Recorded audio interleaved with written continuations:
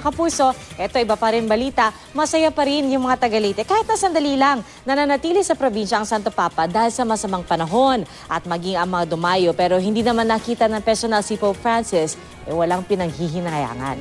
Nakatutok live si Julius Segovia. Julius? Pia, nanghihinayang man dahil pinaikli ang mga aktibidad ng Santo Papa dito sa bayan ng Palo. Nagpapasalamat pa rin ang mga deboto dahil daw kahit malakas ang buhos ng ulan dulot ng bagyong Amang, itinuloy pa rin ang papal visit dito sa probinsya.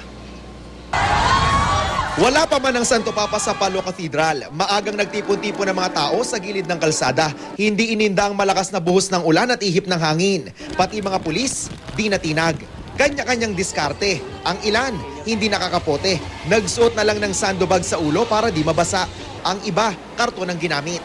Maging mga paslit, isinama ng mga magulang sa pag-aabang. May ilan pang deboto na umakyat sa pader. Nang dumaan ang papal motorcade, halos tumigil ang mundo sa hiyawan ng mga tao. Dahil malakas nga ang ulan, pinaikli ang mga aktibidad ng Santo Papa. Kasama na ang 45-minute papal audience sana sa loob ng Palo Cathedral. Nakapanginayang pero masaya din naman.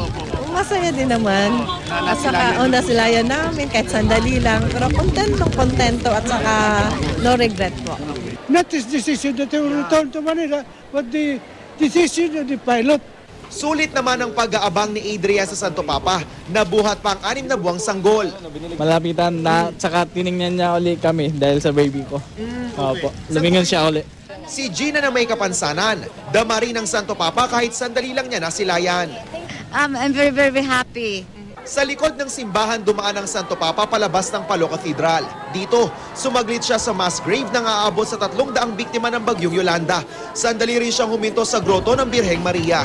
Bago naman magpunta sa Cathedral ng Santo Papa, dumaan siya sa Pope Francis Center for the Poor. Nadaanan niya rito ang ilang Koreano at ginaya pa ng Papa ang kanilang senyas.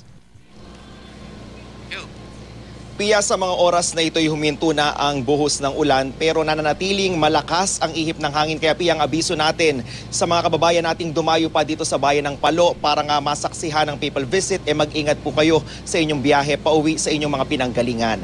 Yan muna ang latest mula rito sa Palo. Balik sa iyo, Pia. Maraming salamat, Julius Segovia.